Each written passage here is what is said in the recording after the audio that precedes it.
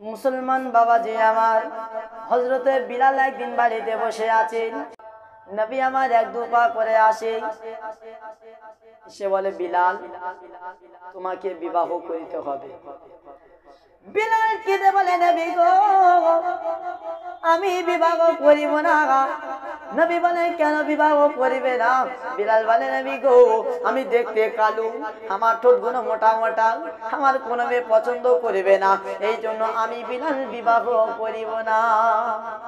নবী বলে, বিলাল, তোমার গুণ যে মেয়ে বুঝবে সেই মেয়ে তোমাকে বিবাহ করবে, তুমি চিন্তা করো না, চিন্তা করো না। বিলাল বিলাল তবুও বলে, নবী গো, আমি মাত্র 7 দিন বাঁচব।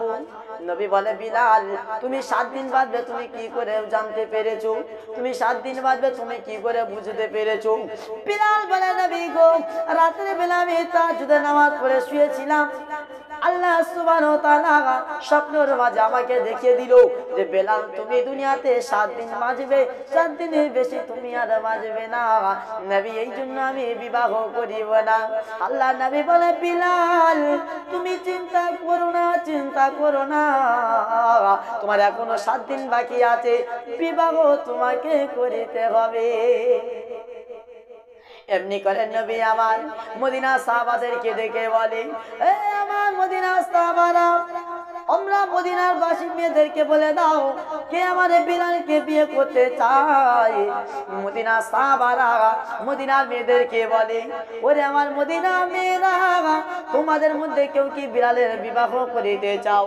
এই কথাটি শোনার পরে মদিনার মেয়েরা সবাই দলে দলে দলে দলে একটা ময়দানের মধ্যে জমা হলো। বা হযরতে আলী সেখানে ছিল, নবী মুহাম্মদুর রাসূলুল্লাহ সেখানে ছিল। বা হযরতে বিলাল গিয়ে বলে, হুজুর, আপনি বলে দেন যে হযরতে বিলাল 7 দিন পরে ইন্তেকাল করে দুনিয়াতে চলে যাবে।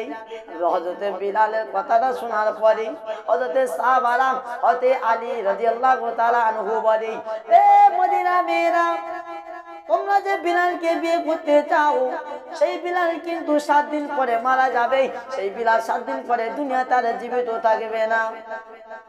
এই কথাটি শোনার পরে বাবারা প্রত্যেকে মেয়েরা একে একে একে একে চলে যায়। হযরতে বিলাল বলে, নবী গো, আমি এই জন্য বলেছিলাম কোন মেয়ে আমাকে বিবাহ করিবে না। নবী মুহাম্মদুর রাসূলুল্লাহ সাল্লাল্লাহু আলাইহি ওয়াসাল্লাম বলে, বিলাল, তোমার গুণ যে মেয়ে বুঝবে সেই মেয়ে তোমাকে বিবাহ করিবে, তুমি চিন্তা করো না, চিন্তা করো না, চিন্তা করো না। বিলাল সেই সময় হযরতে আলী বলে, ইয়া রাসূলুল্লাহ, ইয়া হাবিবাল্লাহ, হুজুর, আমি বিলালের জন্য আমি বিলালের জন্য কেমনি করে মদিনার সুন্দর মেয়েদের সাথে বিবাহ দেওয়ার ব্যবস্থা করব? আল্লাহ নবী বলে, ঠিক আছে, তাই করো। হযরতে আলী বাড়ি চলে গেল। বা কিন্তু হযরতে বিলালের ইন্তেকালের সময় কদিন ছিল? কদিন? 7 দিন। এমনি করে হযরতে বিলালের 3 দিন কেটে গেল মেয়ে দেখতে দেখতে। বা হযরতে আলী যখন দায়িত্ব নিয়ে নিল, তখন মাত্র বাকি আছে 4 দিন। হযরত আলী একদিন মেয়ে দেখতে বাইরে গেল, সারাদিন ঘোরার পরে একটা মেয়ে খুঁজে পেল না। বাকি রইল কদিন? 3 দিন। ও মুসলমানেরা, এ আমার তরুণ যুবকেরা, এ মুসলমান আব্বাজানেরা, গভীর মনোযোগ দিয়ে বোঝার চেষ্টা করি। তারপরের দিন হযরতে আলী মেয়ে দেখতে বাইরে গেল। বা তারপরের দিনও সারাদিন ঘুরে একটাও মেয়ে পেল না। বাকি রইল কদিন? 2 দিন। তারপরের দিনকে হযরতে আলী মেয়ে দেখতে গেল, সকাল থেকে সন্ধ্যা হয়ে গেল, একটাও মেয়ে খুঁজে পেল না। হযরতে আলী বাড়ি চলে এলো। বা বাকি রইল কদিন? বাকি রইল মাত্র 1 দিন। বা হযরতে আলী বাড়ি থেকে চিন্তা করতে থাকে যে হযরতে বিলালের খবরের সময় চলে আসে, হযরতে বিলালের মউতের সময় চলে আসে, আর আমি তো নবীর কাছে কথা দিয়েছিলাম, আমি নবীর কাছে কথা দিয়েছি যে বিলালের জন্য আমি আলী সুন্দর একটা মেয়ের সন্ধান খুঁজব। এমনি করে বাবা গো তরুণ যুবকেরা এমনি করে হযরতে আলী 4 দিনের মাথায় মেয়ে খুঁজতে বাইরে গেল বা খুঁজতে খুঁজতে সারাদিন চলে গেল। এমনি করে হযরতে আলী একটা জঙ্গলের রাস্তা দিয়ে আসে। ওই সময় দেখা যায় একটা বুড়ো চাচা ওখানে নামাজ পড়ে। ওতে আলীকে বলে আসসালামু আলাইকুম চাচা জান। ও চাচা গো আপনার বাড়িতে একটা সুন্দরী মেয়ে আছে, আপনার বাড়িতে একটা সুন্দরী মেয়ে ছিল, ওই মেয়েটার সাথে কি হযরতে বিলালের বিবাহ দিতে চান নাকি? ও চাচা জান বলে আলী গো এটা কে না চাই যে বিলাল নবী মুহাম্মদুর রাসূলুল্লাহ কলমাকে চাটতে পারলো না, যে বিলালকে কাঁপে তো কষ্ট দেওয়ার পরে যে নবী মুহাম্মদুর রাসূলুল্লাহ কলমা লা ইলাহা ইল্লাল্লাহ মুহাম্মাদুর রাসূলুল্লাহ সাল্লাল্লাহু ওর সাথে বিবাহ দিতে আমার কোনো আপত্তি নেই। হযরতে আলী বলে ও আমার চাচা গো কিন্তু একটা সমস্যা আছে। চাচা বলে কি সমস্যা বলো বাবা? হযরতে আলী বলে ও আমার চাচা জান হযরতে বিলাল আজকের 12টার পরে মারা যাবে, আজকের 12টার পরে ইন্তেকাল হয়ে যাবে। চাচা বলে তাহলে আর বিয়েটা হবে না। হযরতে আলী ওখান থেকে 1 পা 2 পা করে বাড়িয়ে চলে এলো বাবা। সেই সময় ওই বাড়ির মেয়েটার নাম ছিল রুকাইয়া। ওই বাড়ির মেয়েটা বাপের কাছে এসে বলে আব্বা জান আমার বাড়িতে কে এসেছিল আব্বা? চাচা জান বলে রুকাইয়া আমাদের বাড়িতে হযরতে বিলালের খবর এসেছিল তোমার বিবাহের জন্য। মেয়ে বলে আব্বা তুমি কি বলেছো? আব্বা বলে রুকাইয়া আমি না বলে দিয়েছি, কারণ হযরতে বিলাল আজকের 12টার পরে ইন্তেকাল করে দুনিয়াতে চলে যাবে। রুকাইয়া আব্বাকে বলে আব্বা জান আমি হযরতে বিলালকে বিবাহ করিতে চাই। জোরে বলুন সুবহানাল্লাহ। এমনি করে হযরতে রুকাইয়ার সাথে বিলালের বিয়ে হয়ে গেল বাপ। দুজনে মিলে হযরতে রুকাইয়া আর হযরতে বিলাল একটা ঘরের মধ্যে বসে আছে বা দুজনে একটা ঘরের মধ্যে বসে বসে কাঁদতে থাকে বা হযরতে বিলালও কাঁদে, হযরতে রুকাইয়াও কাঁদে। হযরতে বিলাল কাঁদে আল্লাহ গো আমি তো একটা বিবাহ করলাম, আমি কি এর কাছে একটা রাত কাটাতে পারবো না? আমার কি একটু গল্প করতে পারবো না? হযরতে রুকাইয়াও কাঁদে আল্লাহ আমাদের তো বিয়ে করলাম, আমরা তো হযরতে আলীকে হযরতে বিলালকে বিয়ে করলাম আল্লাহ, আমার স্বামীর সাথে আমি কি একটা রাত কাটাতে পারবো না? আমার স্বামীর সাথে কি আমি একটু গল্প করতে পারবো না? এমনি করে করে দুজনে কাঁদতে থাকে বাপ। হযরতে রুকাইয়া হযরতে বিলাল দুজনে কাঁদতে থাকে ঘরের ভিতরে। এমনি সময় হযরতে বিলাল বলে রুকাইয়া তোমার হাতে আমার কিছু খেতে ইচ্ছা হয়, তুমি কে খাওয়াবে? হযরতে রুকাইয়া বলে আমার প্রাণের স্বামী গো তুমি কি খাবে বলো, আমার জান দিয়ে হলো আমি আপনাকে খাওয়াবো।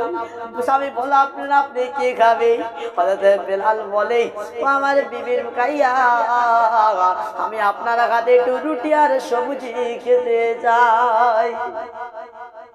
হযরতে রুকাইয়া বলে বিলাল স্বামী গো বাড়িতে তো কোনো রাতা নাই, ঠিক আছে আপনি বসেন আমি দেখি কি করতে পারি। রুকাইয়া পাঞ্জা ছুটে ছুটে হযরতে আলীর কাছে চলে গিয়ে বলে হুজুর গো ও গো হুজুর আপনি তো সবই জানেন আমার আজকের রাত 12টার পরে আমার স্বামী ইন্তেকাল হয়ে চলে যাবে। আলী গো হুজুর আপনি তো সবই জানেন আমার স্বামীর ঘটনা। হযরতে আলী তখন বলে কি হয়েছে বলে? হযরতে রুকাইয়া বলে হুজুর আমার স্বামী আমার হাতে রুটি আর তরকারি খেতে চেয়েছে। হযরতে আলী বলে ওরে আমার হযরতে আলী বলে সত্যি করে হযরতে আলী বলে ওরে রুকাইয়া পুরো পৃথিবী ঘুরলে তোমার মতো এত ভালো মেয়ে আর পাওয়া যাবে না।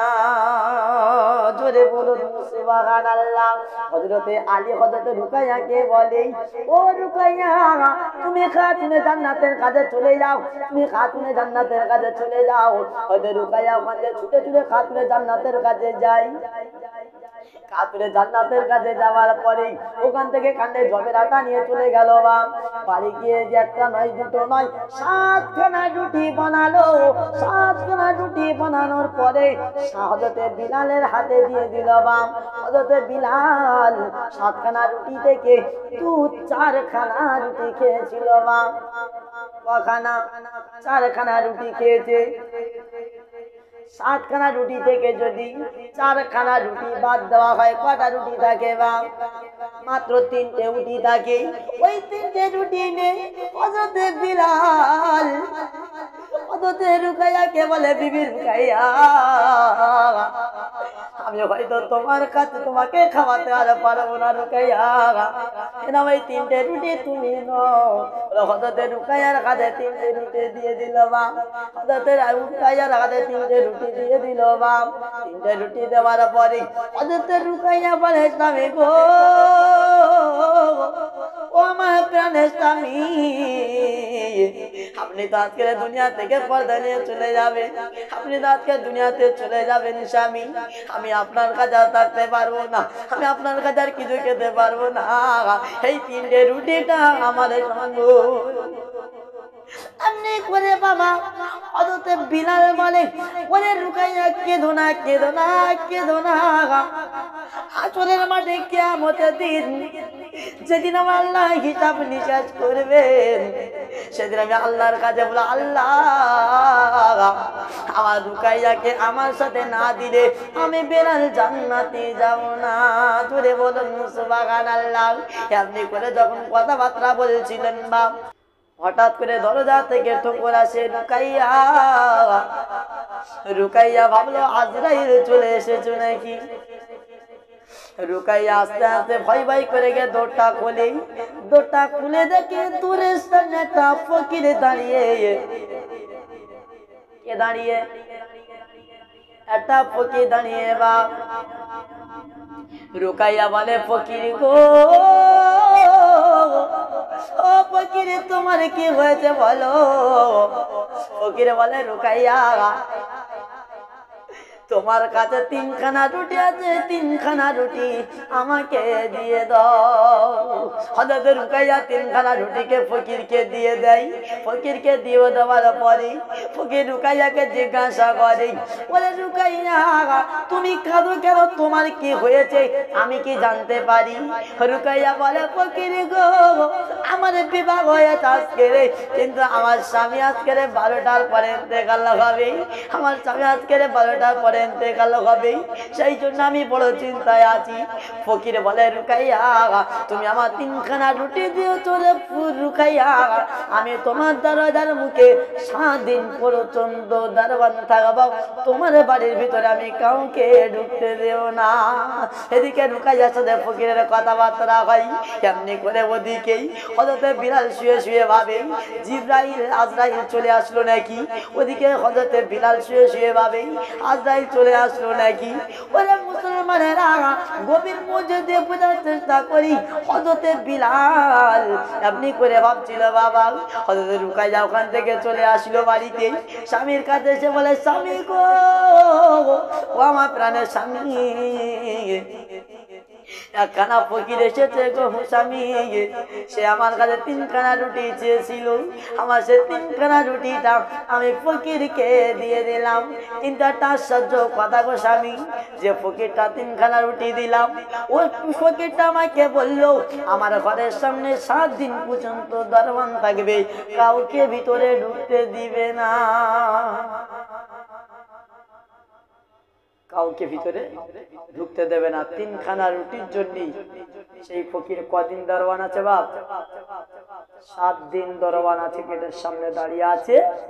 রুকাইয়াকে বললো, মা তুমি ভিতরে চলে যাও, ভিতরে কাউকে আমি ঢুকতে দেব না। এমনি করে বাবা কিছুক্ষণ পরে আল্লাহ রাব্বুল আলামিন আজরাইলকে বলে, আজরাইল তুমি যাও, চলে যাও, গিয়ে বিলালের রূহটা কবজ করে আনো। হযরতে আজরাইল আলাইহিস সালাম চলে আসিল।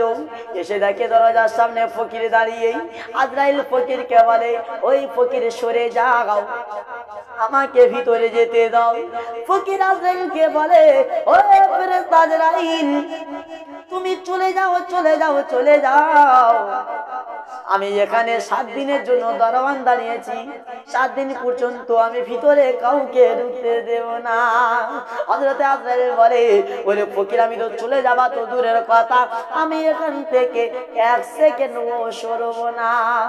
সেই সময় ফকিরটা বলে, তুমি এখান থেকে 1 সেকেন্ড সরবে না, ঠিক আছে, তো আমি এখান থেকে 7 দিন দারোয়ান হয়েছি, 7-এর পাশে একটা শূন্য লাগিয়ে দাও। জোরে বলুন সুবহানাল্লাহ।